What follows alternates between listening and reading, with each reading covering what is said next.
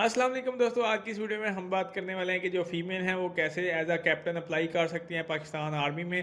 तो आपको इस वीडियो में प्रॉपर डिटेल के साथ बताऊंगा कि क्या एलिजिबिलिटी क्राइटेरिया है, क्या इसका जो है एप्लीकेशन फॉर्म का प्रोसीजर है। तो सारा कुछ आपको इस वीडियो में बताऊंगा, तो आपने इस वीडियो को एंड तक जरूर देखना है, किसी भी चीज़ को आपने स्किप नहीं करना। अगर आप चैनल पर नए हैं तो चैनल को जरूर सब्सक्राइब कर लें, मैं इसी तरह की वीडियो वगैरह अपलोड करता रहता हूँ। चलिए दोस्तों, वीडियो को स्टार्ट करते हैं। अब यहाँ पे अगर आप देखें तो ये मेरे पास इनका ऑफिशियल एडवर्टाइजमेंट है, join Pakistan army as the captain lady cadet course है। बेसिकली यहाँ पे जो इसकी रजिस्ट्रेशन स्टार्ट हो चुके हैं 28 नवंबर से लेकर 18 दिसंबर तक है।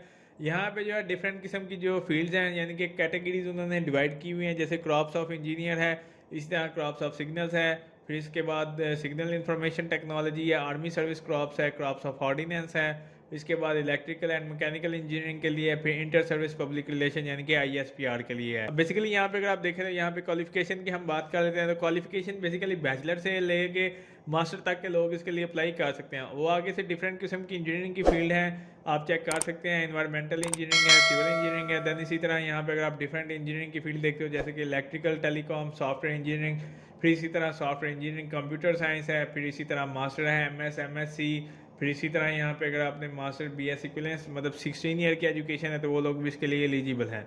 अब यहाँ पे एज लिमिट की हम बात कर लेते हैं, तो एज लिमिट बेसिकली यहाँ पे 28 साल है।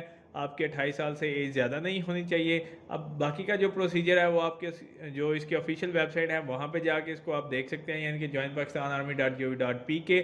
अब यहाँ पे हम आ जाते हैं इसकी जो ऑफिशियल वेबसाइट है, तो ये इसकी ऑफिशियल वेबसाइट है, लिंक आपको डिस्क्रिप्शन में मिल जाएगा। अगर ना भी हो तो आप डायरेक्ट यहाँ पे आ सकते हैं। तो जैसे ही आप यहाँ पे आएंगे तो आपके पास है लेडी कैडेट कोर्स 2022। यहाँ पे अगर आप देखें तो यहाँ पे आपके पास है कोर्स की डिटेल, उसके बाद रजिस्ट्रेशन, देन उसके बाद एग्जाम स्लिप। हम तीनों पे बात करेंगे। सबसे पहले हम बात कर लेते हैं इसकी जो मतलब कोर्स की डिटेल है, तो आपने क्लिक हेयर पे क्लिक करना है। तो जैसे आप यहाँ पे क्लिक हेयर पे क्लिक करेंगे तो आपके पास कुछ इस तरह से पेज आ जाएगा, जिसके अंदर आपकी क्वालिफिकेशन है जो कि मैं आपको ऑलरेडी बता चुका हूँ। उसके बाद जो है एज आपको मैंने बता दिया 28 साल होनी चाहिए। अब साइड पे अगर आप देखें तो यहाँ पे उन्होंने लिखा हुआ है कि जो इसका मतलब टेस्ट होगा वो बेसिकली 21 से लेकर 28 दिसंबर तक होगा। देन उसके बाद यहाँ पे जो बाकी चीज़ें हैं, जेंडर सिर्फ फीमेल वाले ही अप्लाई कर सकते हैं, यानी कि फीमेल कैंडिडेट ही इसके लिए एलिजिबल हैं।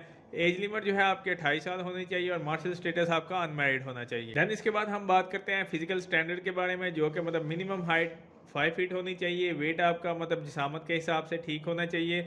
उसके बाद VN जो आपकी आई साइट होती है वो 11/82 होनी चाहिए। बाकी यहाँ पे डिटेल आप चेक कर सकते हैं। अब हम बात कर लेते हैं यहाँ पे एकेडमिक क्वालिफिकेशन की, यानी कि क्या चीज़ें बाकी मजीद आपको चाहिए होंगी। तो अगर आपका CGPA 2.5 से कम है तो आप इसको अप्लाई नहीं कर सकते। मिनिमम जो यहाँ पे CGPA लिखा हुआ है वो 2.5 है 4 में से, यानी कि मिनिमम 62.5% नंबर आपके एनुअल सिस्टम में होने चाहिए। CGPA के अकॉर्डिंग 2.5 और एनुअल के मुताबिक आपके 62.5। MS MPhil वाले अप्लाई कर सकते हैं। ग्रेड या डिवीजन है तो आप इसके लिए एलिजिबल नहीं होंगे। सेकंड डिवीजन वाले इसके लिए अप्लाई कर सकते हैं। उसके बाद जो मतलब कैंडिडेट जिनकी HEC से रिकॉग्नाइज्ड डिग्री हैं वही अप्लाई कर सकते हैं, यानी कि जो आपकी HEC से यूनिवर्सिटीज़ आप कह सकते हो कि रजिस्टर्ड होती हैं, एफिलिएट होती हैं, वही लोग इसके लिए एलिजिबल होंगे। बाकी यहाँ पे आप लोग चेक कर सकते हैं इसकी जो बाकी डिटेल है। अब हम बात कर लेते हैं इन एलिजिबिलिटी कंडीशन कि किस सूरत में जो है आप इसके लिए नाअहल होंगे। अगर आपने 2 दफ़ा यानी कि दिया हुआ है ISSB का टेस्ट तो आप इसके लिए अप्लाई नहीं कर सकते। इसी तरह यहाँ पे अगर आप देखें कोई ऐसा केस है जो आपका कोर्ट में या कुछ इस तरह से चल रहा है, अगर आप उसके कन्विक्टेड हैं तो आप इसके लिए अप्लाई नहीं कर सकते। यहाँ पे अगर आप देखें तो यहाँ पे लिखा हुआ है डिसमिसल या रिमूवल, अगर आपको निकाला गया है आर्म फोर्स में से ड्यूरिंग सर्विस या कुछ इस तरह से तो भी आप इसके लिए अप्लाई नहीं कर सकते। बाकी यहाँ पे मेडिकली अगर आप अनफिट हैं तो फिर तो आप वैसे ही नहीं अप्लाई कर सकेंगे, यानी कि यहाँ पे आप चेक कर सकते हैं। बाकी यहाँ पे हम बात कर लेते हैं रजिस्ट्रेशन और बाकी जो इसका सिलेक्शन प्रोसीजर है। तो यहाँ पे सबसे पहले रजिस्ट्रेशन के लिए आपको मैंने बताया कि आपने इसको ऑनलाइन अप्लाई करना है। देन उसके बाद जो है आपका टेस्ट होगा, जो कि उन्होंने एक डेट दी हुई है 21 से लेकर 28 तक है। उसके बाद रिटन टेस्ट वही होगा। देन उसके बाद जो है आपको फिर मेडिकल के लिए, फिर फिजिकल के लिए, जिसके अंदर फीमेल कैंडिडेट जो है वो क्वालिफाई करेंगी। 1.6 किलोमीटर की उनकी दौड़ होगी, 14 मिनट के अंदर अंदर आपने वो फासला तय करना होगा। उसके बाद जो है आपका ISSB जो टेस्ट है वो होगा। देन उसके बाद जो है आपकी सिलेक्शन हो जाएगी। बाकी यहाँ पे फर्दर सिलेक्शन प्रोसीजर है। उसके बाद हम बात कर लेते हैं जो कि मेन चीज़ है वो आपके डॉक्यूमेंट्स हैं। तो अब यहाँ पे अगर आप देखें तो सबसे पहले जो है आपको ओरिजिनल सर्टिफिकेट लाजमी चाहिए होंगे। देन उसकी जो 2 अटेस्टेड फोटो कापीज होनी चाहिए, यानी कि जो भी आपकी डिग्रीज वगैरह हैं उसकी attested photo copy, diploma certificate, सारा कुछ। उसके बाद यहाँ पे अगर आप कैंडिडेट जो है गवर्नमेंट या इंस्टीट्यूट कुछ इस तरह से अगर आप सर्विंग कर रहे हैं तो वो सर्टिफिकेट आपके पास होना चाहिए।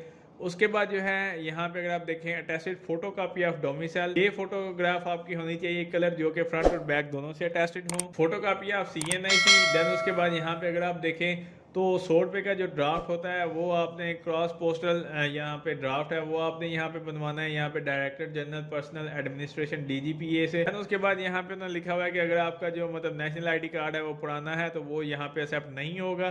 तो ये चीज़ें आपने ध्यान रखनी है। अब हम बात कर लेते हैं कि आपने इसको अप्लाई कैसे करना है। अप्लाई करने के लिए आपने बेसिकली यहाँ पे वापस आ जाना है। तो जैसे ही आप यहाँ पे वापस आएंगे तो यहाँ पे आपने देखें रजिस्ट्रेशन के ऊपर हेयर पे क्लिक करना है। तो सबसे पहले आपके पास ऑप्शन आ जाएगा पर्सनल इन्फॉर्मेशन का। अब बेसिकली पर्सनल इन्फॉर्मेशन के अंदर लेडी कैडेट कोर्स के लिए ही आपने अप्लाई करना है। तो इसके अंदर से आपने चूज़ कर लेनी है कौन सी फील्ड के लिए आप अप्लाई कर रहे हो, वो वाली फील्ड आपने चूज़ कर लेनी है, इनके क्रॉप्स ऑफ इंजीनियर या जो भी। उसके बाद टेस्ट सेंटर जो आपको नज़दीक पड़ता है एरिया आपने वो रख लेना है। देन इसके बाद यहाँ पे आपका नेम, डेट ऑफ बर्थ आ जाएगी, CNIC आपका आ जाएगा। अगर आपका CNIC नहीं है तो बेफाम नंबर होगा वो यहाँ पे आप लिख सकते हैं, लेकिन यहाँ पे ज़रूरी है क्योंकि आपकी एज लिमिट 26 है, उससे काम वाले तो वैसे ही नहीं अप्लाई कर सकेंगे। यानी कि काम वाले अप्लाई कर सकेंगे, यानी कि जिनका ID कार्ड बना होगा वही अप्लाई कर सकते हैं। उसके अलावा वो वाले लोग अप्लाई नहीं कर पाएंगे जिनका ID कार्ड नहीं बना हुआ।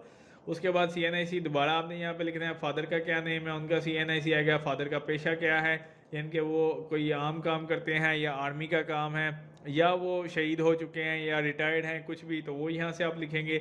देन उसके बाद यहाँ पे प्रोफेशनल डिटेल उनका, अगर तो वो मतलब किसी आर्मी के इदारे में या नेवी के कुछ इस तरह से हैं तो फिर उनका रैंक वगैरह भी आ जाएगा, किस क्रॉप में है, उनका यूनिट, उनका स्टेटस अलाइव हो या मतलब नहीं है वो, उनकी इनकम कितनी है। उसके बाद अगर वो डेथ हो चुकी है तो किस जगह पे डेथ हुई थी, वो नेचर ऑफ डेथ क्या था, वो सारा कुछ यहाँ पे आपने लिखना है। फिर मदर का नेम, इसी तरह मदर का CNIC, अगर आपकी जो मदर हैं वो भी इसी तरह एज अ प्रोफेशन यानी कि सर्विंग कर रही आर्मी में, नेवी में या किसी भी इस तरह के इदारे में, तो उनका भी जो है रैंक, प्रोफेशन, उनका जो नंबर है, यूनिट नंबर क्या है, वो सारा कुछ यहाँ पे आपने मेंशन करना है। फिर इसी तरह फादर की एजुकेशन क्या है वो यहाँ पे आपने लिखना है। मदर की एजुकेशन कितनी है, इसके बाद जो है आपके सिबलिंग्स कितने हैं, यानी कि बहन भाई आपके टोटल के, जो टोटल फैमिली इनकम है वो यहाँ पे आपने बतानी है कि लेस दैन 25 है या जितनी भी है वो यहाँ से आप चूज़ करेंगे।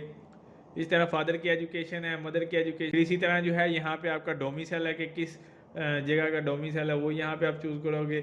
इसी तरह यहाँ पे डिस्ट्रिक्ट, प्रोविंस वगैरह, पोस्टल कोड, तहसील, ये एड्रेस वगैरह आपने सारा कुछ लिखना है। मोबाइल नंबर आप एंटर करेंगे, ईमेल एंटर करोगे। तो ये सारी चीज़ें लिखने के बाद जो है आपके पास पासपोर्ट इशुएंस डेट है, प्लेस ऑफ पासपोर्ट है, टाइप ऑफ पासपोर्ट है, तो ये वाली चीज़ें आप फिल करेंगे। अब बेसिकली ये चीज़ें मैंडेटरी नहीं है, तो आपने कंफ्यूज नहीं होना कि पासपोर्ट नंबर, आप मेरे पास पासपोर्ट नहीं है तो मैं क्या करूँ, ये मैंडेटरी नहीं है। अगर आपके पास नहीं है तो आप इसको खाली भी छोड़ सकते हैं, कोई इशू नहीं होगा। अब यहाँ पे अगर आप देखें तो आपके पास ऑप्शन है एजुकेशन डिटेल का, आपने इसके ऊपर क्लिक करना है। सबसे पहले आपका मैट्रिक आ जाएगा, फिर इंटर की मतलब आ जाएगी सारी डिटेल, आपने कितने नंबर लिए थे, सारा कुछ। देन उसके बाद BSc या BE या इसके इक्विवेलेंट जो भी डिग्री है वो यहाँ पे आपने लिखनी है। देन उसके बाद अगर आपका MS MPhil है तो ये ऑप्शनल है, वैसे अगर आपने किया हुआ है तो भी आप यहाँ पे मेंशन कर सकते हैं। अदरवाइज आपका बैचलर लाजमी होना चाहिए इंजीनियरिंग में, तो वो आप बताओगे कि किस इंस्टीट्यूट से तक आप डिग्री कंप्लीट हुई थी, CGPA क्या था, वो सारा कुछ। चाहे यहाँ पे अगर आपकी अदर क्वालिफिकेशन है तो वो क्वालिफिकेशन लिख के उसका इंस्टीट्यूट का लिखोगे।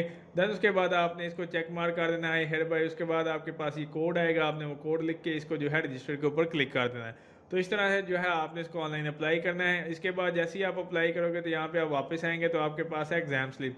तो जैसे आप इसको अप्लाई करेंगे तो यहाँ पे जो है आपने एग्जाम स्लिप के ऊपर क्लिक करना है। यहाँ से आप अपना CNIC डालोगे, फादर का जो CNIC है वो डालोगे।